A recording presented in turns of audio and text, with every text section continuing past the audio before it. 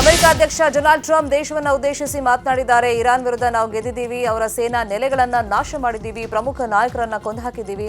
ಇನ್ನು 2-3 ವಾರಗಳಲ್ಲಿ ಮತ್ತಷ್ಟು ದಾಳಿಗಳು ತೀವ್ರಗೊಳ್ಳುತ್ತೆ ಅಂತ ಟ್ರಂಪ್ ಎಚ್ಚರಿಕೆ ಕೊಟ್ಟಿದ್ದಾರೆ. ಇರಾನ್ ಮೇಲಿನ ಯುದ್ಧ ತಕ್ಷಣಕ್ಕೆ ನಿಲ್ಲಲ್ಲ, ಇನ್ನು 2-3 ವಾರ ಯುದ್ಧ ನಡೆಯುತ್ತೆ, ಉಗ್ರರ ವಿರುದ್ಧ ಕಾರ್ಯಾಚರಣೆ ನಡೆಯುತ್ತೆ ಅಂತ ಹೇಳಿದ್ದಾರೆ. ಅಣ್ವಸ್ತ್ರ ನಾಶ ಮಾಡೋದು ಉದ್ದೇಶವಾಗಿತ್ತು, ಇರಾನ್ ಅಣ್ವಸ್ತ್ರ ಇಟ್ಕೊಳ್ಳೋಕೆ ನಾವು ಬಿಡಲ್ಲ. ಇರಾನ್ ನ್ಯೂಕ್ಲಿಯರ್ ಪ್ಲಾಂಟ್ ನಾಶ ಮಾಡಿದ್ದೀವಿ, ಇರಾನ್ನಿಂದ ಅಮೆರಿಕಾಗೆ ತೈಲ ಬೇಡ ಅಂತ ಹೇಳಿದ್ದಾರೆ. ಹರ್ಮುಜ್ ಜಲಸಂಧಿ ನಮಗೆ ಬೇಡ ಅಂತಾನೂ ಟ್ರಂಪ್ ಹೇಳಿದ್ದಾರೆ. We speak this evening. It's been just 1 month since the United States military began Operation Epic Fury, targeting the world's #1 state sponsor of terror, Iran. In these past 4 weeks, our armed forces have delivered swift, decisive, overwhelming victories on the battlefield. Victories like few people have ever seen before. Tonight, Iran's navy is gone. Their air force is in ruins. Their leaders, most of them terrorist regime they led, are now dead.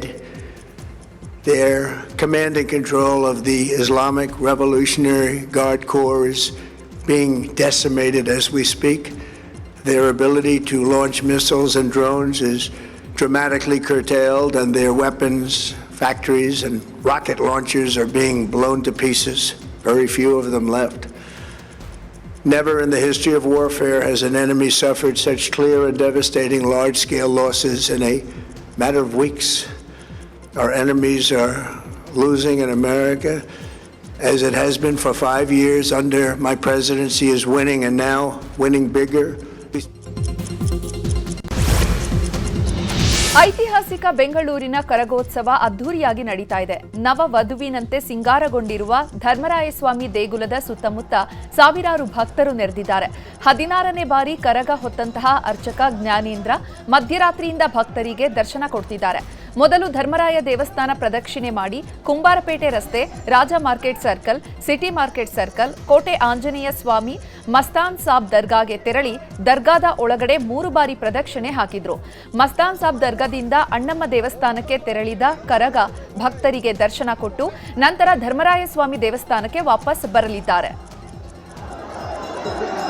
ಇನ್ನು ಬೆಂಗಳೂರು ಕರಗ ಕಣ್ತುಂಬಿಕೊಳ್ಳಲು ಜನಸಾಗರವೇ ಹರಿದು ಬಂದಿದೆ. ಧರ್ಮರಾಯ ದೇವಾಲಯದ ಮುಂದೆ ಕಿಕ್ಕಿರಿದ ಜನತೆ ಬಂದೋಬಸ್ತ್ಗಾಗಿ ಹಾಕಿದಂತಹ CCTV ಕಂಬಗಳನ್ನೇ ಕಿತ್ತು ಹಾಕಿದ್ದಾರೆ.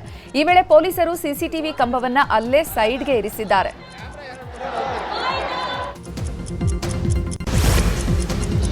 ರಾಜ್ಯದಲ್ಲಿ ಬೈ ಎಲೆಕ್ಷನ್ ಭರಾಟೆ ಜೋರಾಗಿದೆ. ದಾವಣಗೆರೆ ಹಾಗೂ ಬಾಗಲಕೋಟೆಯಲ್ಲಿ ಸಿಎಂ, ಡಿಸಿಎಂ ಅಬ್ಬರದ ಪ್ರಚಾರವನ್ನ ಮಾಡ್ತಾ ಇದ್ದಾರೆ. ದಾವಣಗೆರೆ ಕಾಂಗ್ರೆಸ್ ಅಭ್ಯರ್ಥಿ ಸಮರ್ಥ ಪರ ಸಿಎಂ ಸಿದ್ದರಾಮಯ್ಯ ಭರ್ಜರಿ ಪ್ರಚಾರ ನಡೆಸಿದ್ದಾರೆ. ಸಿದ್ದು ಭಾಷಣದ ಮಧ್ಯೆ ಜಮೀರ್ ಅಹಮದ್ ಗೈರು ಹಾಜರಿ ವಿಚಾರ ಚರ್ಚೆಯಾಗಿದ್ದು ಸ್ಥಳೀಯರು ಆಕ್ರೋಶವನ್ನು ವ್ಯಕ್ತಪಡಿಸಿದ್ದಾರೆ. ಸಚಿವ ಜಮೀರ್ ಅಹಮದ್ ಬರಬೇಕು ಅಂತ ಕೈ ಕಾರ್ಯಕರ್ತರು ಪಟ್ಟಣ ಹಿಡಿದ್ರು. ಜಮೀರ್ ಕೇರಳ ಚುನಾವಣಾ ಪ್ರಚಾರದಲ್ಲಿ ನಿರತರಾಗಿದ್ದಾರೆ. ಏಪ್ರಿಲ್ 4ನೇ ತಾರೀಕು ಜಮೀರ್ ಅಹಮದ್ ರಾಜ್ಯಕ್ಕೆ ವಾಪಸ್ ಬರಲಿದ್ದು ಏಪ್ರಿಲ್ 5ನೇ ತಾರೀಕು ದಾವಣಗೆರೆಗೂ ಬರ್ತಾರೆ ಅಂತ ಸಿಎಂ ಸಿದ್ದರಾಮಯ್ಯ ಸ್ಪಷ್ಟನೆಯನ್ನು ಕೊಟ್ಟಿದ್ದಾರೆ. ಇನ್ನು ಇವತ್ತು ಕೂಡ ದಾವಣಗೆರೆಯಲ್ಲೇ ಸಿಎಂ ಸಿದ್ದರಾಮಯ್ಯ ಪ್ರಚಾರವನ್ನ ಮಾಡಲಿದ್ದಾರೆ. ನಗರದ ಎಂಬಿಎ ಕಾಲೇಜ್ ಹೆಲಿಪ್ಯಾಡ್ಗೆ 11:15ಕ್ಕೆ ಸಿಎಂ ಆಗಮಿಸಲಿದ್ದಾರೆ. ಬಳಿಕ ದುರ್ಗಾಂಬಿಕಾ ದೇವಸ್ಥಾನ, ಶಿವಾಜಿ ವೃತ್ತ, ಚಾಮರಾಜಪೇಟೆ, ಭಾಷಾನಗರ, ಆಜಾದ್ ನಗರ, ಅಖ್ತಾರ್ ರಜಾ ಸರ್ಕಲ್ವರೆಗೆ ರೋಡ್ ಶೋ ಮೂಲಕ ಮತಯಾಚಿಸಲಿದ್ದಾರೆ.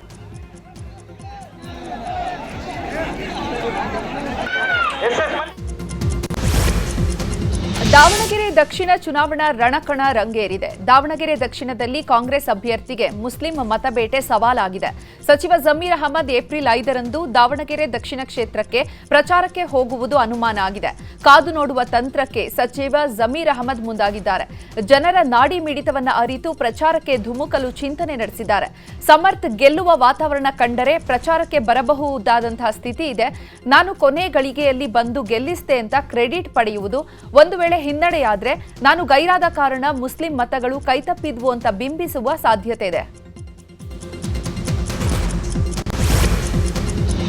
ದಾವಣಗೆರೆ ದಕ್ಷಿಣ ಉಪಚುನಾವಣೆ ಹಿನ್ನೆಲೆಯಲ್ಲಿ ಬಿಜೆಪಿ ಅಭ್ಯರ್ಥಿ ಶ್ರೀನಿವಾಸ್ ದಾಸಕರಿಯಪ್ಪ ಪರ ಬಿಜೆಪಿ ನಾಯಕರು ಭರ್ಜರಿ ಪ್ರಚಾರ ಮಾಡ್ತಾ ಇದ್ದಾರೆ. ವಿಧಾನಸಭೆ ವಿಪಕ್ಷ ನಾಯಕ ಆರ್ ಅಶೋಕ್, ಶಾಸಕ ಅರವಿಂದ್ ಬೆಲ್ಲದ್, ಮಾಜಿ ಸಚಿವ ಅರವಿಂದ್ ಲಿಂಬಾವಳಿ ಪ್ರಚಾರವನ್ನ ಮಾಡಲಿದ್ದಾರೆ. ಬೆಳಗ್ಗೆ 10 ಗಂಟೆಗೆ ಖಾಸಗಿ ರೆಸಾರ್ಟ್ನಲ್ಲಿ ಬಿಜೆಪಿ ನಾಯಕರು ವಿವಿಧ ಸಮುದಾಯಗಳ ಪ್ರಮುಖರ ಸಭೆಯನ್ನು ಕರೆದಿದ್ದಾರೆ. ಇನ್ನು ಸಭೆ ಬಳಿಕ ಶಾಸಕ ಅರವಿಂದ್ ಬೆಲ್ಲದ್ ಹಾಗೂ ಆರ್ ಅಶೋಕ್ ಬಿಜೆಪಿ ಕಚೇರಿಯಲ್ಲಿ ಸುದ್ದಿಗೋಷ್ಠಿಯನ್ನು ನಡೆಸಲಿದ್ದಾರೆ. ಇನ್ನು ಸಂಜೆ 4ಕ್ಕೆ ಹದಡಿ ಜಿಲ್ಲಾ ಪಂಚಾಯಿತಿ ವ್ಯಾಪ್ತಿಯಲ್ಲಿ ಪ್ರಚಾರವನ್ನು ಮಾಡ್ತಾರೆ.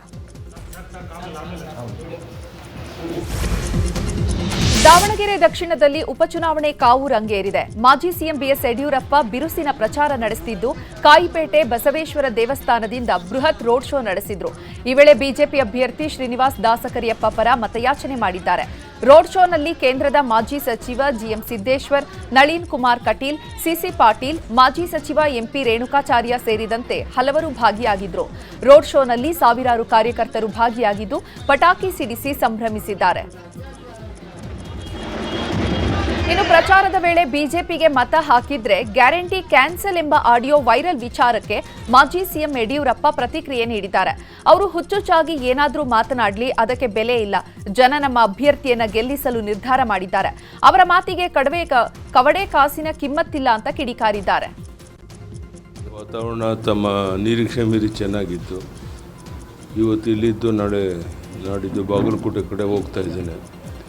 ಎರಡೂ ಕ್ಷೇತ್ರ ಗೆಲ್ಲುವಂಥ ವಿಶ್ವಾಸ ಇದೆ.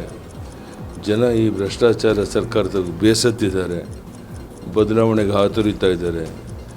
ಜನ ಇಂಥವರ ಸಂಪೂರ್ಣ ಮರೆತು ಸರ್ಕಾರದ ಖಜಾನೆ ಲೂಟಿ ಮಾಡುವಂಥ ಹಗಲು ದರೋಡೆಯಲ್ಲಿ ಸಿದ್ದರಾಮಯ್ಯ ನಿರತರಾಗಿರುವಂಥದ್ದು ಎಲ್ರಿಗೂ ಗೊತ್ತಿರುವಂಥ ಸಂಗತಿ.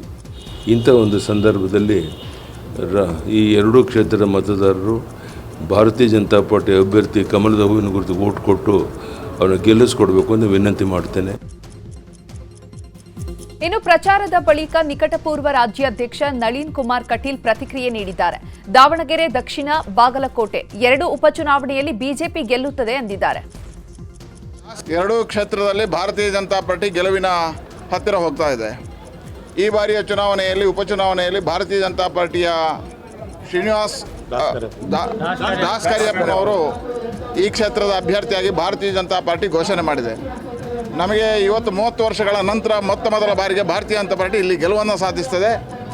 ಶ್ರೀನಿವಾಸ್ ಅವರು ಗೆಲ್ತಾರೆ ಅನ್ನತಕ್ಕಂಥ ವಿಶ್ವಾಸ ನಮಗಿದೆ. ವಿಶೇಷವಾಗಿ ಕಾಂಗ್ರೆಸ್ನ ದುರಾಡಳಿತ, ಕಳೆದ 3 ವರ್ಷಗಳಲ್ಲಿ ಸಿದ್ದರಾಮಯ್ಯ ಆಡಳಿತದ ಭ್ರಷ್ಟಾಚಾರಗಳು, ಈ ರಾಜ್ಯದ ಜನತೆಗೆ ಸಿಗದೇ ಇರತಕ್ಕಂಥ ರಕ್ಷಣೆ, ನಿರಂತರವಾಗಿರ್ತಕ್ಕಂಥ ಕಾಂಗ್ರೆಸ್ ಸರ್ಕಾರದ ಒಳಗೆ ಇರತಕ್ಕಂಥ ಆಂತರಿಕ ಕಲಹಗಳು, ಇದೆಲ್ಲವನ್ನು ಮನಗಂಡು ಜನ ರೋಸಿ ಹೋಗಿದ್ದಾರೆ. ಈ ಬಾರಿ ಭಾರತೀಯ ಜನತಾ ಪಾರ್ಟಿಯನ್ನು ಗೆಲ್ಲಿಸಬೇಕು ಅಂತ ಇದ್ದಾರೆ. ಬಾಗಲಕೋಟೆ ಉಪಚುನಾವಣೆ ಅಖಾಡಕ್ಕೆ ಶಾಸಕ ಯತ್ನಾಳ್ ಧುಮುಕಲಿದ್ದಾರೆ. ಇಂದಿನಿಂದ 2 ದಿನ ಕಾಲ ಬಿಜೆಪಿ ಅಭ್ಯರ್ಥಿ ವೀರಣ್ಣ ಚರಂತಿಮಠ್ ಪರ ಪ್ರಚಾರವನ್ನು ಮಾಡಲಿದ್ದಾರೆ. ಇವತ್ತು ಬೆಳಗ್ಗೆ 11 ಗಂಟೆಗೆ ಪಂಚಮಸಾಲಿ ಸಮಾಜದ ಸಭೆ ನಡೆಯಲಿದ್ದು, ಸಂಜೆ 4 ಗಂಟೆಗೆ ಭಗವತಿ, ರಾಂಪುರ ಗ್ರಾಮಗಳಲ್ಲಿ ಪ್ರಚಾರ ಸಭೆ ನಡೆಸಲಿದ್ದಾರೆ. ಸಾಯಂಕಾಲ 7 ಗಂಟೆಗೆ ಬಾಗಲಕೋಟೆ ಕೂತಲೇಶ್ವರ ದೇವಸ್ಥಾನದ ಬಳಿಯಲ್ಲಿ ಪ್ರಚಾರ ಸಭೆ ನಡೆಯಲಿದ್ದು, ಬಳಿಕ 8 ಗಂಟೆಗೆ ವಿದ್ಯಾಗಿರಿ ಕಾಲೇಜ್ ಸರ್ಕಲ್ ಬಳಿ ಪ್ರಚಾರ ಸಭೆ ನಡೆಸಲಿದ್ದಾರೆ. ನಾಳೆ ಮುಗಳೊಳ್ಳಿ, ಸುತಗುಂಡಾರ, ಮ್ಯಾಗೇರಿ, ಬೇವೂರು, ಕಮತಗಿ, ಅಮೀನಗಡ ಗ್ರಾಮಗಳಲ್ಲಿ ಪ್ರಚಾರವನ್ನು ನಡೆಸಲಿದ್ದಾರೆ. ಬಾಗಲಕೋಟೆ ಉಪಚುನಾವಣೆ ಸಮರ ರಂಗೇರಿದ್ದು, ಮಣಿಕಟ್ಟಿ ಗ್ರಾಮದಲ್ಲಿ ಯತೀಂದ್ರ ಸಿದ್ದರಾಮಯ್ಯ ಪ್ರಚಾರ ಮಾಡಿದ್ದಾರೆ. ಯತೀಂದ್ರಗೆ ಆರತಿ ಮಾಡುವ ಮೂಲಕ ಮಹಿಳೆಯರು ಬರಮಾಡಿಕೊಂಡಿದ್ದಾರೆ. ಮತಯಾಚನೆಯಲ್ಲಿ ಯತೀಂದ್ರಗೆ ಎಚ್ವೈ ಮೇಟಿ ಪುತ್ರಿ ಬಾಯಕ್ಕ ಮೇಟಿ ಸಾಥ್ ನೀಡಿದ್ದಾರೆ. ಈ ವೇಳೆ ಮಾತನಾಡಿದ ಯತೀಂದ್ರ ಸಿದ್ದರಾಮಯ್ಯ, ಎಚ್ವೈ ಮೇಟಿ ಅವರು ಸಜ್ಜನ ರಾಜಕಾರಣಿಯಾಗಿದ್ರು. ಬಡವರು, ದಲಿತರ ಮೇಲೆ ಅಪಾರವಾದ ಕಾಳಜಿ ಹೊಂದಿದ್ರು. ಎಚ್ವೈ ಮೇಟಿ ನಾವು ಕಳೆದುಕೊಂಡಿದ್ದೇವೆ. ಅವರ ಮಗನನ್ನ ಗೆಲ್ಲಿಸಬೇಕು ಅಂತ ಮನವಿ ಮಾಡಿದ್ದಾರೆ. ಮೇಟಿಯವರು ಬಹಳ ಸರಳರಾಗಿದ್ದರು, ಸಂಭಾವಿತರಾಗಿದ್ದರು, ಸಜ್ಜನರಾಗಿದ್ದರು. ಎಲ್ಲರೂ ಕೂಡ ಪ್ರೀತಿ ವಿಶ್ವಾಸನ ಮಾತನಾಡ್ತಾ ಇದ್ರು. ಭೇದ ಭಾವ ಅನ್ನೋದೇ ಅವರ ಹತ್ರ ಇರಲಿಲ್ಲ. ಒಬ್ಬ ಬಡವ ಇರಲಿ, ಬಲ್ಲಿದ ಇರಲಿ, ಒಬ್ಬ ಶ್ರೀಮಂತ ಇರಲಿ, ಬಡವ ಇರಲಿ, ಒಬ್ಬ ಸಾಮಾನ್ಯ ಕಾರ್ಯಕರ್ತ ಇರಲಿ, ಒಬ್ಬ ದೊಡ್ಡ ಮುಖಂಡ ಇರಲಿ, ಎಲ್ಲರೂ ಕೂಡ ಸಮಾನವಾಗಿ ಕಾಣ್ತಾ ಇದ್ರು. ಮತ್ತೆ ಅವರೇ ಜನರ ಮಧ್ಯೆ ಒಬ್ಬ ಸಾಮಾನ್ಯರಾಗಿ ಬೆರೆತು ಕೆಲಸ ಮಾಡ್ತಾ ಇದ್ರು. ಕ್ಷೇತ್ರದ ಬಗ್ಗೆ ಅಪಾರವಾದಂತಹ ಕಾಳಜಿ ಇಟ್ಕೊಂಡಿದ್ರು. ಒಂದಿಷ್ಟು ಕೂಡ ದರ್ಪ, ಹಮ್ಮು, ಅಹಂಕಾರವೇ ಇರಲಿಲ್ಲ. ಮತ್ತೆ ಇಷ್ಟು ವರ್ಷ ಶಾಸಕರಾಗಿ, ಸಚಿವರಾಗಿ, ಮತ್ತೆ MP ಕೂಡ ಆಗಿದ್ರು ಕೂಡ, ಆದ್ರೂ ಕೂಡ ಪ್ರಾಮಾಣಿಕವಾಗಿ ಕೆಲಸ ಮಾಡಿದ್ರು. ಯಾವತ್ತೂ ಕೂಡ ಭ್ರಷ್ಟಾಚಾರ, ಕಪ್ಪು ಚಿಕ್ಕೆ ಅವ್ರ ಮೇಲೆ ಬರದಂಗೆ ಅವರು ರಾಜಕೀಯ ಮಾಡ್ಕೊಂಡು ಬಂದಿದ್ರು. ಸೊ ಅಂತ ಒಬ್ಬ ಒಳ್ಳೆ ರಾಜಕಾರಣಿ ಎಚ್ವೈ ಮೇಟಿ ಅವರು. ಇವತ್ತು ಅಂಥವ್ರನ್ನ ನಾವು ಕಳ್ಕೊಂಡ್ಬಿಟ್ಟಿದ್ದೀವಿ. ಅಂಥ ಒಬ್ಬ ಶಾಸಕರಿಗೆ ನಾವು ಗೌರವ ಸಲ್ಲಿಸಬೇಕು ಅಂತಂದ್ರೆ, ಅವ್ರ ಆತ್ಮಕ್ಕೆ ಶಾಂತಿ ಕೋರ್ಬೇಕು ಅಂತಂದ್ರೆ, ಇವತ್ತು ಅವ್ರ ಮಗನ್ನೇ ನಾವು ಅವರ ಸ್ಥಾನಕ್ಕೆ ತುಂಬಬೇಕು ಅಂತೇಳಿ ಸ್ಪರ್ಧೆಗೆ ಇಳಿಸಿದ ಉಪಚುನಾವಣೆಯಲ್ಲಿ. ಅವ್ರ ಆತ್ಮಕ್ಕೆ ಶಾಂತಿ ಕೋರ್ಬೇಕು ಅಂದ್ರೆ ಅವ್ರ ಮಗನ್ನ ನೀವು ಗೆಲ್ಸೋದ್ರ ಮೂಲಕ ನೀವೆಲ್ಲ ಅವ್ರಿಗೆ ಆತ್ಮಕ್ಕೆ ಶಾಂತಿ ಕೋರ್ಬೇಕು, ಅವ್ರಿಗೆ ನಿಜವಾದ ಗೌರವ ಸಲ್ಲಿಸಬೇಕು ಅಂತೇಳಿ ನಿಮ್ಮಲ್ಲಿ ನಾನು ಕೈ ಮುಗಿದು ಕೇಳ್ಕೊಳ್ತಾ ಇದ್ದೀನಿ. ಬಾಗಲಕೋಟೆ ಉಪಚುನಾವಣೆ ಅಖಾಡ ಕಾವೇರಿದೆ. 85 ವರ್ಷಕ್ಕಿಂತ ಹೆಚ್ಚಿನ ವಯೋಮಾನದವರು ಹಾಗೂ ವಿಕಲಚೇತನರಿಗೆ ವಿಶೇಷ ಮತದಾನದ ಅವಕಾಶವನ್ನು ನೀಡಲಾಗಿದೆ. ಜಿಲ್ಲಾಧಿಕಾರಿ ಸಂಗಪ್ಪ ನೇತೃತ್ವದಲ್ಲಿ ಮತದಾನ ಪ್ರಕ್ರಿಯೆ ನಡೀತಾ ಇದ್ದು ಮನೆ ಮನೆಗೆ ತೆರಳಿ ಅಧಿಕಾರಿಗಳು ಮತದಾನ ಮಾಡಿಸಿಕೊಂಡು ಬರಲಿದ್ದಾರೆ. ಜಿಲ್ಲೆಯಲ್ಲಿ 85 ವಯಸ್ಸಿಗಿಂತ ಹೆಚ್ಚು ವಯಸ್ಸಾದವರು 183 ಮಂದಿ ಮತದಾರರಿದ್ದು 90 ವಿಕಲಚೇತನ ಮತದಾರರಿದ್ದಾರೆ.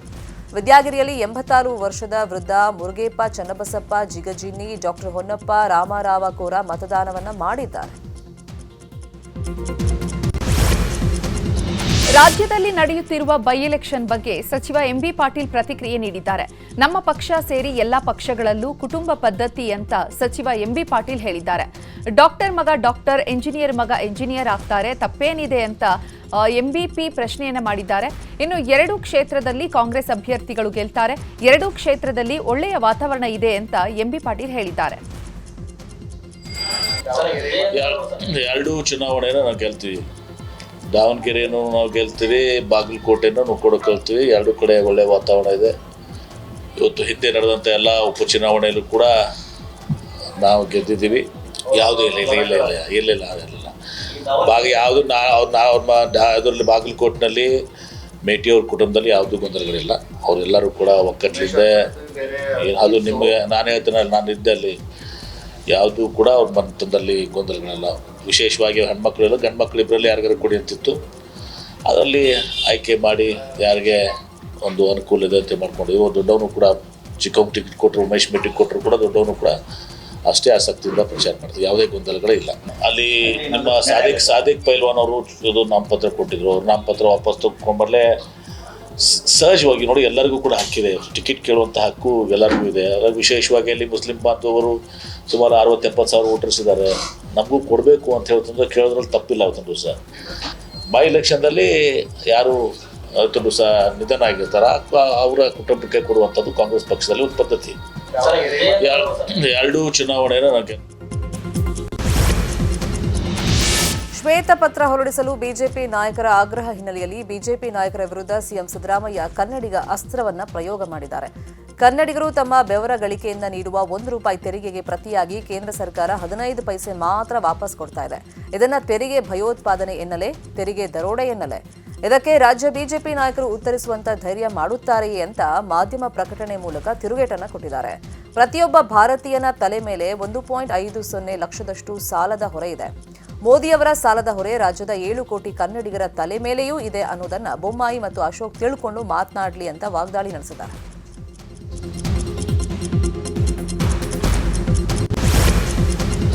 ಕೇಂದ್ರ ತೆರಿಗೆ ಭಯೋತ್ಪಾದನೆ ಎಂಬ ಸಿಎಂ ಸಿದ್ದರಾಮಯ್ಯ ಮಾಧ್ಯಮ ಪ್ರಕಟಣೆಗೆ ಮಾಜಿ ಸಿಎಂ ಬಸವರಾಜ ಬೊಮ್ಮಾಯಿ ಟ್ವೀಟ್ ಮೂಲಕ ತಿರುಗೇಟು ನೀಡಿದ್ದಾರೆ. 14ನೇ ಹಣಕಾಸು ಆಯೋಗದ ಷರತ್ತು ನಿರ್ಧರಿಸುವಾಗ ನಿಮ್ಮದೇ ಸರ್ಕಾರ ಇತ್ತು, ಆಗ ಮೌನವಾಗಿದ್ದು ಈಗ ಅನ್ಯಾಯ ಆಗಿದೆ ಅನ್ನೋದು ಬೂಟಾಟಿಕೆಯಾಗಿದೆ. ಜಿಎಸ್ಟಿಯನ್ನ ಮೊದಲು ತಂದದ್ದು ಯುಪಿಎ ಸರ್ಕಾರವೇ. ಎಲ್ಲ ನಿರ್ಧಾರಗಳು ಜಿಎಸ್ಟಿ ಕೌನ್ಸಿಲ್ನಲ್ಲಿ ನಡೆಯುತ್ತವೆ. ರಾಜ್ಯದ ಸಿಎಂ ಒಂದೇ ಒಂದು ಬಾರಿಯೂ ಕೂಡ ಸಭೆಗೆ ಹಾಜರಾಗಿಲ್ಲ. ಸಭೆಯಲ್ಲಿ ರಾಜ್ಯ ಪ್ರತಿನಿಧಿಗಳು ಏನು ಮಾತನಾಡಿದ್ರು ಅಂತ ಬೊಮ್ಮಾಯಿ ಪ್ರಶ್ನೆ ಮಾಡಿದ್ದಾರೆ. ಮಧ್ಯಪ್ರಾಚ್ಯದಲ್ಲಿ ಯುದ್ಧದ ಪರಿಣಾಮ ಗ್ರಾಮೀಣ ಭಾಗದಲ್ಲಿ ಸಿಲಿಂಡರ್ ಕೊರತೆ ಉಂಟಾಗಿದೆ. ಸಿಲಿಂಡರ್ ಸಿಗದೆ ಗ್ರಾಮೀಣ ಭಾಗದ ಜನರು ಸೌದೆ ಮೊರೆ ಹೋಗಿರುವಂತಹ ಘಟನೆ ಗದಗ ತಾಲೂಕಿನ ಹಿರೇಕೊಪ್ಪ ಗ್ರಾಮದಲ್ಲಿ ನಡೆದಿದೆ. ಸಿಲಿಂಡರ್ ಬುಕ್ ಮಾಡಿದ್ರೆ ಬರೋಕೆ 20 ದಿನ ಬೇಕಾಗುತ್ತೆ ಅಂತ ಏಜೆನ್ಸಿಯವರು ಹೇಳ್ತಾ ಇದ್ದಾರೆ. ಇದರಿಂದ ಸಮರ್ಪಕವಾಗಿ ಸಿಲಿಂಡರ್ ಸಿಗದ ಹಿನ್ನೆಲೆ ಗ್ರಾಮೀಣ ಭಾಗದ ಜನರು ಸೌದೆಗಳ ಮೊರೆ ಹೋಗಿದ್ದಾರೆ. ಹಳ್ಳ ಕೊಳ್ಳಗಳಿಗೆ ಹೋಗಿ ಮಹಿಳೆಯರು ಕೊಡ್ಲಿಯಿಂದ ಕಟ್ಗೆ ಕಡ್ಕೊಂಡು ಬರ್ತಾ ಇದ್ದಾರೆ.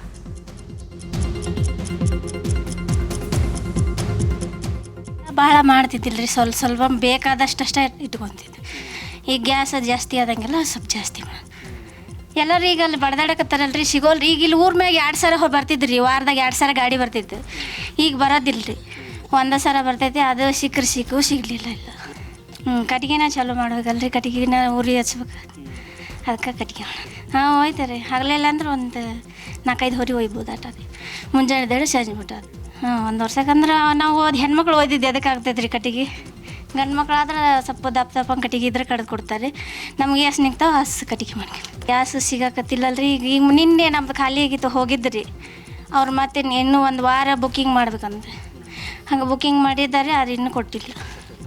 ಕಟ್ಟಿಗೆದು ಮತ್ತು ಈಗ ಯೂಸ್ ಮಾಡ್ಬೇಕಲ್ರಿ, ಗ್ಯಾಸ್ ಸಿಗಾಗಿಲ್ರಿ. ಮನೆ ಪೇಚಾಡಿದ್ವಿ ರೀ, ಅದ್ರ ಸಲಗೆ ನಾವು ಕೊಡಂಗಿಲ್ಲ ಅಂದ್ರಿ. ನಾವು ಆಫೀಸ್ಗೆ ಹೋಗಿ ಭೇಟಿ ಆಗ್ಬೇಕಂದ್ರಿ ನಮ್ಮ ಮಗ ರೀ. ಅವತ್ತು 8 ದಿನ ಆಗಿತ್ತು ರೀ ಗ್ಯಾಸ್ ಕೊಡಾಗಿಲ್ಲ ಅಂದ್ರೆ ನಾವು ಮತ್ತೆ ಏನು ಮಾಡ್ಬೇಕು ಕಟ್ಗೆ ಇದ್ದಿದ್ದಿಲ್ಲ ರೀ ಅವತ್ತು ಮತ್ತು ತೊಂಬಂದ ಉರ್ವಿದ್ರಿ ಅದಕ್ಕೆ ಮತ್ತೆ ಕಟ್ ಪೇಚಾಡಿ ನಾವು 8 ದಿನ ಒಲೆ ಹಚ್ಚಿ ಇದನ್ನು ಮಾಡ್ಕೊಂಡು ಕೊಟ್ಟು ಗ್ಯಾಸ್ ಮತ್ತು ಅವರು ಕೊಡ್ತಿದಾರ ಬಿಡ್ತಾರ ಅನ್ನೋದು ಏನು ಗೊತ್ತ್ರಿ ಕಟ್ಗೆ ಉರ್ಬೇಕತ್ತೀವಿ ರೀ ಈಗ ಕಟ್ಗೆ ಯಾವಾಗಲೂ ಬೆಳಗಾವಿಯಲ್ಲೂ ಆಟೋಗಳಿಗೆ ಎಲ್ಪಿಜಿ ಗ್ಯಾಸ್ ಸಿಗ್ತಾ ಇಲ್ಲ. ಬಂಕ್ ಮುಂದೆಯೇ ಆಟೋ ಚಾಲಕರು ಕಿಲೋಮೀಟರ್ ಗಟ್ಟಲೆ ಕ್ಯೂ ನಿಂತಿದ್ದಾರೆ. ಈ ನಡುವೆ ಗ್ಯಾಸ್ ದರ ಏರಿಕೆಯಿಂದ ಆಟೋ ಚಾಲಕರು ಆಕ್ರೋಶ ವ್ಯಕ್ತಪಡಿಸಿದ್ದಾರೆ. ಆಟೋ ಗ್ಯಾಸ್ ದರ ಏರಿಕೆಯ ಹಿನ್ನೆಲೆ ಹಾವೇರಿಯ ರಾಣೆಬೆನ್ನೂರಿನಲ್ಲಿ ಆಟೋ ಚಾಲಕರು ಪ್ರತಿಭಟನೆ ಮಾಡಿದ್ದಾರೆ. 1 ಕೆಜಿ ಆಟೋ ಗ್ಯಾಸ್ ಬೆಲೆ 99.95 ರೂಪಾಯಿ ಆಗಿದ್ದು, ರೊಚ್ಚಿಗೆದ್ದ ಆಟೋ ಚಾಲಕರು ಬಂಕ್ ಮುಂದೆಯೇ ಪ್ರತಿಭಟನೆ ಮಾಡಿದ್ದಾರೆ. ರಾಯಚೂರು ಆಟೋ ಗ್ಯಾಸ್ ಬಂಕ್ಗಳಲ್ಲಿ ಸಂಕಷ್ಟ ಶುರುವಾಗಿದೆ. ರಾಯಚೂರು ನಗರದಲ್ಲಿ 3 ಗ್ಯಾಸ್ ಬಂಕ್ಗಳು ಬಂದ್ ಆಗಿದ್ದು, ಆಟೋ ಚಾಲಕರು ಸಂಕಷ್ಟಕ್ಕೆ ಸಿಲುಕಿದ್ದಾರೆ. ಗ್ಯಾಸ್ ಇಲ್ಲದೆ 3 ರಿಂದ 4 ಸಾವಿರ ಆಟೋಗಳು ಸಂಕಷ್ಟ ಅನುಭವಿಸಿವೆ. ಮಧ್ಯಪ್ರಾಚ್ಯ ದೇಶಗಳ ಯುದ್ಧದಿಂದಾಗಿ ಗದಗ ಜಿಲ್ಲೆಯಲ್ಲಿ ಗ್ಯಾಸ್ ಸಿಲಿಂಡರ್ ಸಮಸ್ಯೆ ಮುಂದುವರೆದಿದೆ. ನರಗುಂದ ಪಟ್ಟಣದಲ್ಲಿ ಗ್ಯಾಸ್ ಸಿಲಿಂಡರ್ಗಾಗಿ ಅರ್ಧ ಕಿಲೋಮೀಟರ್ ಉದ್ದಕ್ಕೂ ಜನರು ಸರತಿ ಸಾಲಲ್ಲಿ ನಿಂತಿದ್ರು. ಊಟ ನಿದ್ದೆ ಬಿಟ್ಟು ನಸುಕಿನಿಂದಲೇ ಸಿದ್ದನಬಾವಿ ಓಣಿಯಲ್ಲಿರುವಂತಹ ಇಂಡಿಯನ್ ಗ್ಯಾಸ್ ಏಜೆನ್ಸಿ ಮುಂದೆ ನೂರಾರು ಗ್ರಾಹಕರು ಕ್ಯೂನಲ್ಲಿ ನಿಂತಿದ್ರು.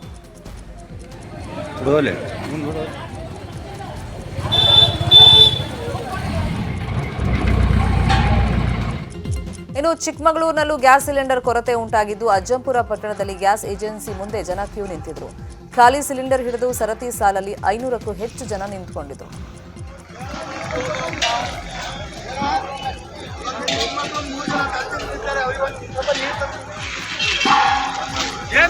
ಹುಬ್ಬಳ್ಳಿಯಲ್ಲೂ ಸಿಲಿಂಡರ್ ಕೊರತೆ ನಡುವೆ ಸರ್ವರ್ ಸಮಸ್ಯೆ ಉಂಟಾಗಿದೆ. ಗೃಹ ಬಳಕೆ ಸಿಲಿಂಡರ್ ಬುಕ್ ಮಾಡೋಕೆ ಸರ್ವರ್ ಸಮಸ್ಯೆ ಎದುರಾಗಿದ್ದು, ಗ್ಯಾಸ್ ಏಜೆನ್ಸಿಗಳ ಮುಂದೆ ಜನರು ಕಾದು ಕುಳಿತಿದ್ದಾರೆ. ನೆಹರು ಮೈದಾನದ ಬಳಿಯಲ್ಲಿ ಇರುವಂತಹ ಭಾರತ್ ಗ್ಯಾಸ್ ಏಜೆನ್ಸಿ ಮುಂದೆ ಗ್ರಾಹಕರು ಬೆಳಿಗ್ಗೆಯಿಂದಲೂ ಸರತಿ ಸಾಲಲ್ಲಿ ನಿಂತಿದ್ದಾರೆ. ಸರ್ವರ್ ಸಮಸ್ಯೆ ಹಿನ್ನೆಲೆಯಲ್ಲಿ ಗ್ಯಾಸ್ ಬುಕ್ ಆಗದ ಹಿನ್ನೆಲೆಯಲ್ಲಿ ಜನ ಆಕ್ರೋಶವನ್ನು ವ್ಯಕ್ತಪಡಿಸ್ತಾ ಇದ್ದಾರೆ.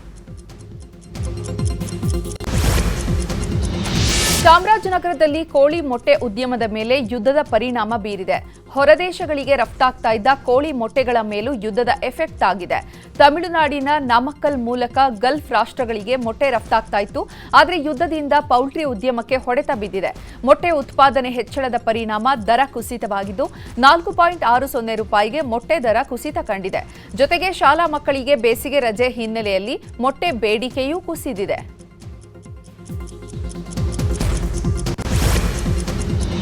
ಮಧ್ಯಪ್ರಾಚ್ಯ ದೇಶಗಳ ಯುದ್ಧದಿಂದಾಗಿ ದೇಶಾದ್ಯಂತ ಗ್ಯಾಸ್ ಸಿಲಿಂಡರ್ ಕೊರತೆ ಉಂಟಾಗಿದೆ. ವಾಣಿಜ್ಯ ಸಿಲಿಂಡರ್ ಸಿಗದ ಹಿನ್ನೆಲೆಯಲ್ಲಿ ಕೊಪ್ಪಳದ ಬೀದಿ ಬದಿ ವ್ಯಾಪಾರಿಯೊಬ್ಬರು ಪರ್ಯಾಯ ವ್ಯವಸ್ಥೆಯನ್ನ ಕಂಡುಕೊಂಡಿದ್ದಾರೆ. ಕೊಪ್ಪಳದ ಲಕ್ಷ್ಮಣ ಹಿರೇಮನಿ ಅನ್ನೋರು ಹೊಸ ಐಡಿಯಾ ಮಾಡಿದ್ದು, ಆಹಾರ ತಯಾರಿಕೆಗೆ ಕುಲುಮೆ ಬಳಸ್ತಾ ಇದ್ದಾರೆ. ಗಾಳಿ ಹಾಕುವ ಯಂತ್ರಕ್ಕೆ 3 ಪೈಪ್ ಅಳವಡಿಸಿ ಸೌದೆ ಒಲೆಯಲ್ಲಿಟ್ಟು ಆಹಾರವನ್ನ ತಯಾರು ಮಾಡ್ತಾ ಇದ್ದಾರೆ. ಎಗ್ ರೈಸ್ ಅಂಗಡಿ ಮಾಡ್ತಿರುವಂತಹ ಲಕ್ಷ್ಮಣ ಹಿರೇಮನಿ ಗ್ಯಾಸ್ಗೆ 1,900 ರೂಪಾಯಿ ಖರ್ಚಾಗ್ತಾ ಇತ್ತು. ಈ ಯಂತ್ರದಿಂದ ಖರ್ಚು ಕಡಿಮೆಯಾಗಿದ್ದು, ಸೌದೆ ಒಲೆಯಲ್ಲಿ ಮಾಡಿರುವಂತಹ ಅಡುಗೆ ರುಚಿಯಾಗಿರುತ್ತೆ. ಈಗ ನಮಗೆ ಅಡುಗೆ ಅನಿಲ ಬೇಡ ಅಂತಿದ್ದಾರೆ.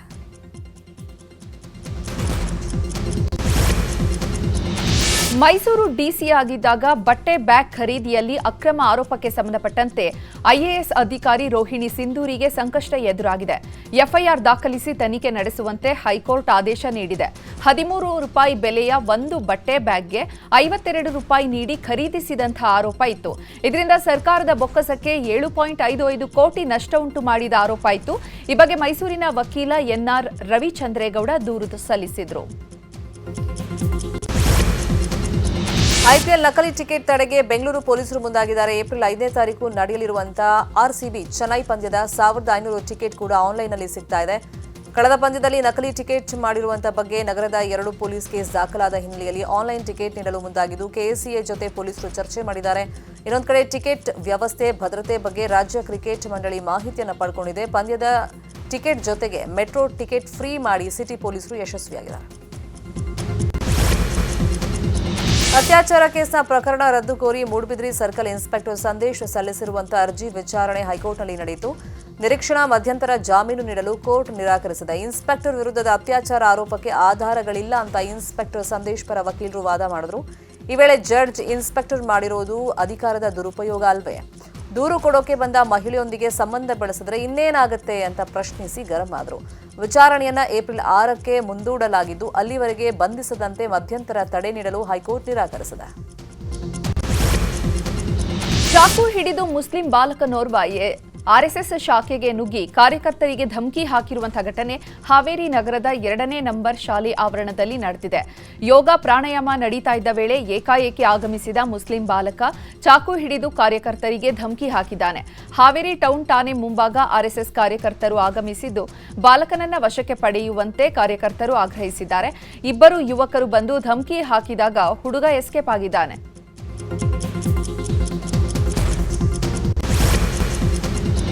ಬೆಳಗಾವಿಯಲ್ಲಿ 1 ಗಂಟೆಗೂ ಅಧಿಕ ಕಾಲ ಸುರಿದಂತ ಅಕಾಲಿಕ ಆಲಿಕಲ್ಲು ಮಳೆ ಅವಾಂತರವನ್ನು ಸೃಷ್ಟಿ ಮಾಡಿದೆ. ಮಳೆಯಿಂದ ಚರಂಡಿ ನೀರು ರಸ್ತೆಗಳ ಮೇಲೆ ಹರಿದಿದೆ. ನಗರದ ಪ್ರಮುಖ ರಸ್ತೆಗಳು ಸಂಪೂರ್ಣ ತುಂಬಿ ಹೋಗಿದ್ದು ವಾಹನ ಸವಾರರು ಪರದಾಡುವಂತಾಯಿತು. ಅವ್ಯವಸ್ಥೆಯಿಂದ ಕಂಗೆಟ್ಟ ಜನರು ಮಹಾನಗರ ಪಾಲಿಕೆ ವಿರುದ್ಧ ಆಕ್ರೋಶವನ್ನು ವ್ಯಕ್ತಪಡಿಸಿದ್ದಾರೆ.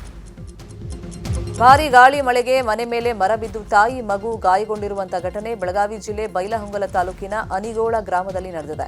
ರಭಸವಾಗಿ ಬೀಸಿದ ಗಾಳಿ ಮಳೆಗೆ ತೆಂಗಿನ ಮರ ಮನೆ ಮೇಲೆ ಬಿದ್ದಿದ್ದು ಸಂಪೂರ್ಣ ನಾಶವಾಗಿದೆ. ನೀಲವ್ವ ಯಲ್ಲಯ್ಯನವರ ಮತ್ತು ಉಳವಪ್ಪ ಯಲ್ಲಯ್ಯನವರ ಗಾಯಗೊಂಡಿದ್ದು ಸ್ಥಳೀಯರು ಆಸ್ಪತ್ರೆಗೆ ದಾಖಲಿಸಿದ್ದಾರೆ. ಆಂಜನೇಯ ದೇಗುಲಕ್ಕಾಗಿ 2 ಗುಂಪುಗಳ ನಡುವೆ ಘರ್ಷಣೆ ನಡೆದಿದೆ. ಬೆಂಗಳೂರು ಗ್ರಾಮಾಂತರ ಜಿಲ್ಲೆಯ ವಿಜಯಪುರದ ಟೋಲ್ ಗೇಟ್ ಬಳಿ ಇರುವಂತಹ ಅಭಯ ಆಂಜನೇಯ ಸ್ವಾಮಿ ದೇಗುಲದ ವಿಚಾರ ಗಲಾಟೆಯಾಗಿದೆ. ದೇಗುಲದ ಅಸ್ತಿತ್ವಕ್ಕಾಗಿ ಅರ್ಚಕ ಲೋಕನಾಥಾಚಾರಿ, ದೇವಾಲಯದ ನಿರ್ಮಾತೃ ಪ್ರಕಾಶ್ ಕಡೆಯವರ ನಡುವೆ ವಿವಾದ ಉಂಟಾಗಿದೆ. 2 ಗುಂಪುಗಳ ಮಧ್ಯೆ ಗಲಾಟೆ ನಡೆಯುವಾಗ ಸ್ಥಳಕ್ಕೆ ಪೊಲೀಸರು ಬಂದು ಪರಿಸ್ಥಿತಿ ತಿಳಿಗೊಳಿಸಿದರು. ಏಪ್ರಿಲ್ 15ರವರೆಗೆ ಜನರಿಗೆ ಸ್ವಯಂ ಗಣತಿ ಮಾಡಿಕೊಳ್ಳಲು ಅವಕಾಶ ಕಲ್ಪಿಸಲಾಗಿದೆ ಅಂತ ಮೈಸೂರು ಜಿಲ್ಲಾಧಿಕಾರಿ ಲಕ್ಷ್ಮೀಕಾಂತ್ ರೆಡ್ಡಿ ಹೇಳಿದ್ದಾರೆ. ಮೈಸೂರಿನಲ್ಲಿ ಮಾತನಾಡಿದ ಅವರು, ಸರ್ಕಾರಿ ಆಪ್ನಲ್ಲಿ ಸ್ವಯಂ ಗಣತಿ ಮಾಡಿಕೊಳ್ಳಬಹುದು. 2011ರಲ್ಲಿ ಜನಗಣತಿ ನಡೆದಿತ್ತು, ಇದೀಗ ಮತ್ತೆ ಗಣತಿ ನಡೀತಾ ಇದೆ. ಜನರ ಆರ್ಥಿಕ ಸ್ಥಿತಿಗತಿ, ಉದ್ಯೋಗ, ಮನೆ ಕುರಿತಂತೆ 32ಕ್ಕೂ ಹೆಚ್ಚು ಪ್ರಶ್ನೆಗಳಿರುತ್ತೆ. ಆ ಪ್ರಶ್ನೆಗಳಿಗೆ ಉತ್ತರ ಕೊಟ್ಟರೆ ಗಣತಿ ಪೂರ್ಣವಾಗುತ್ತದೆ. ಏಪ್ರಿಲ್ 16ರಿಂದ ಮೇ 15ರವರೆಗೆ ಗಣತಿದಾರರು ಮನೆ ಮನೆಗೆ ಬಂದು ಗಣತಿ ಮಾಡ್ತಾರೆ ಎಂದಿದ್ದಾರೆ. ಒಂದ್ ಕಡೆ ಕೊಪ್ಪಳದ ಬಲ್ದೋಟಾ ಕಾರ್ಖಾನೆಯಿಂದ ಆರೋಗ್ಯ ಸಮಸ್ಯೆ ಆಗ್ತಿದೆ ಅಂತ ಹೋರಾಟಗಳು ನಡೀತಾ ಇವೆ. ಮತ್ತೊಂದು ಕಡೆ ಕಾರ್ಖಾನೆ ಆರಂಭಿಸಿ ಉದ್ಯೋಗ ನೀಡಿ ಅಂತ ರೈತರು ಆಗ್ರಹಿಸಿದ್ದಾರೆ. ಸರ್ಕಾರ ಕಾರ್ಖಾನೆ ಆರಂಭಕ್ಕೆ ಅವಕಾಶ ಕೊಡಿ, ಇಲ್ಲ ನಮಗೆ ವಿಷ ಕೊಡಿ ಅಂತ ರೈತರು ಅಲವತ್ತುಕೊಂಡಿದ್ದಾರೆ. ವೈರ್ಮುಡಿ ಬ್ರಹ್ಮೋತ್ಸವದ ಹಿನ್ನೆಲೆ ಚಲುವ ನಾರಾಯಣಸ್ವಾಮಿ ಅದ್ದೂರಿ ತೆಪ್ಪೋತ್ಸವ ನೆರವೇರಿದೆ. ಮಂಡ್ಯದ ಮೇಲುಕೋಟೆಯ ಕಲ್ಯಾಣಿಯಲ್ಲಿ ನಡೆದ ತೆಪ್ಪೋತ್ಸವವನ್ನ ಭಕ್ತರು ಕಣ್ತುಂಬಿಕೊಂಡಿದ್ದಾರೆ. ತೆಪ್ಪೋತ್ಸವದ ಅಂಗವಾಗಿ ಕಲ್ಯಾಣಿ ಸುತ್ತಮುತ್ತ ವಿದ್ಯುತ್ ದೀಪಾಲಂಕಾರ ಮಾಡಲಾಗಿದೆ. ಅಷ್ಟೇ ಅಲ್ಲದೆ ಭಾರೀ ಲೇಸರ್ ಶೋ ಕೂಡ ಮಾಡಲಾಗಿದ್ದು ಭಕ್ತರ ಕಣ್ಮನ ಸೆಳೆದಿದೆ. ಇನ್ನು ದಕ್ಷಿಣ ಕಾಶಿ ಮೈಸೂರಿನ ನಂಜನಗೂಡಿನಲ್ಲಿ ಜಾತ್ರೆ ಪ್ರಯುಕ್ತ ಶ್ರೀಕಂಠೇಶ್ವರ ಸ್ವಾಮಿ ತೆಪ್ಪೋತ್ಸವ ಅದ್ದೂರಿಯಾಗಿ ನಡೆದಿದೆ. ಇತಿಹಾಸ ಪ್ರಸಿದ್ಧ ಪುತ್ತೂರು ಶ್ರೀ ಮಹಾಲಿಂಗೇಶ್ವರ ದೇವರ ಜಾತ್ರೆ ಪ್ರಯುಕ್ತ ಕ್ಷೇತ್ರದಲ್ಲಿ ಗೊನೆ ಮುಹೂರ್ತ ನೆರವೇರಿಸಲಾಗಿದೆ. ಏಪ್ರಿಲ್ 10ರಂದು ಧ್ವಜಾರೋಹಣ ನೆರವೇರಲಿದ್ದು ಏಪ್ರಿಲ್ 17ರಂದು ಮಹಾಲಿಂಗೇಶ್ವರ ರಥೋತ್ಸವ ನಡೆಯಲಿದೆ.